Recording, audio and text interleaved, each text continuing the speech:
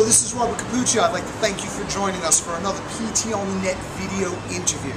Today we're going to talk about the impact that social media is having on the fitness industry. Joining us in that conversation is international expert, speaker, author, Mr. Bryan O'Rourke. Bryan, thank you for joining us. Hey, thanks, Bobby. Appreciate that introduction. So, Bryan, it seems like every week social media is going through a new phase of evolution. Could you tell us a bit about where it's come from, where we're at now, and why that's relevant for any fitness professional that might be watching this video? Well, you know, social media, first off, Bobby, I kind of hate the term because it really misrepresents a lot about what it's becoming. But neither here nor there. I mean, what it was originally was a way for people to kind of essentially connect.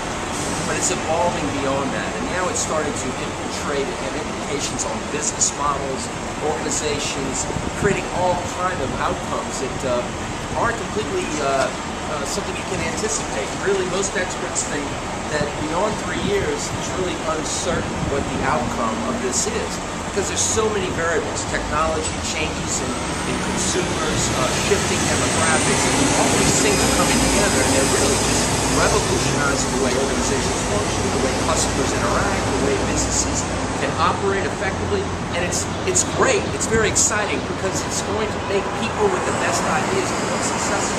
The barrier to entry is going down, down, down. So that's great. But at the other side of the coin, there's a lot of established competitors in the fitness industry that they haven't figured out how to grapple with this, right? What are two things that no matter what position you're in the fitness industry, no matter whether you work for somebody else or work for yourself, entrepreneur versus entrepreneur, that we can do to maximize the time and energy that we invest in social media? Wow, putting two things down is tough. I'll pick a couple off the top of my head. The first off, you know, one of the things I think is critical is your personal brand. Everybody's got to have their personal brand. It's got to be authentic. You need to be, you know, caring it from the heart about what you're doing. You know, the passion is going to show through. You need to act with a servant's heart, and your brand needs to show that you're reaching out and touching people, and that you're true to your cause. You know, and that your brand is about that, or reflects it. The second thing you really ought to do in line with that is focus on building your network, and do it in some really unique ways. Don't spam a bunch of people. Absolutely. What you need to do is find the people that you're trying to help and help them. And use the network to do that effectively, and then your network from there. Now, give us an example. Like, let's say I'm a trainer and I have an event coming up, and I want to attract a group of people and use something like Facebook or Twitter. How do I do that exactly? Well, with Twitter, I'll give you an example. So we're at an industry event right now. In the last few weeks, every night I would sit down and do a query for all mentions of IRSA, okay? And I would find people discussing IRSA, okay? In fact, I had a young woman who was talking with a friend and said she couldn't make it this year because she couldn't afford to attend the exhibition. You know what I did? I reached out to her and said, you know what? I'm going to pay for you to go that day. And I did that for her. I engaged a lot of people just trying to help them and becoming part of the conversation around the event. And what happened is my network grew. These people checked out who I was, and then they linked in with me. And then they started talking with me. That's one thing that you should do. Expand your network and give.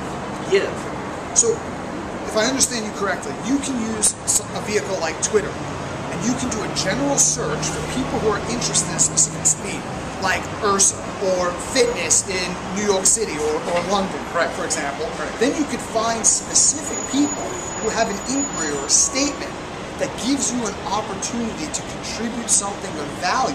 And then you can interface with those people directly and then include them as part of your network. That's correct. It's brilliant. Yeah, it works. And Gary Vaynerchuk, the author, he talks a lot about this and how he built his wine library. And that's how he did it. One customer at a time, helping them, not spamming them, helping. And if people want that, they want to trust, they want to see you have a servant's heart. They want the help, okay? But they don't want to be a spam. They want to connect.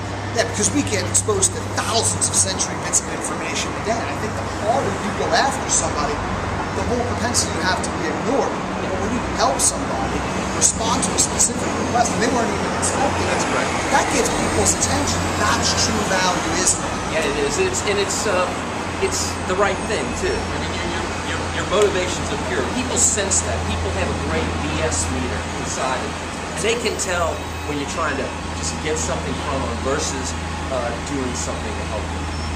Bryan, where can we connect with you? How do we become part of Bryan O'Rourke's network? Well, you know, I've got a website, BryanO'Rourke.com, BryanKO'Rourke.com. You can Google me. It's Bryan with a Y. You connect with me on LinkedIn, Facebook, Twitter. You can comment on my blog. I share a lot of content on SlideShare as well. So just reach out to me any way you can. I love interacting with people in this industry. Thank you, Bryan. Thank you, Bobby.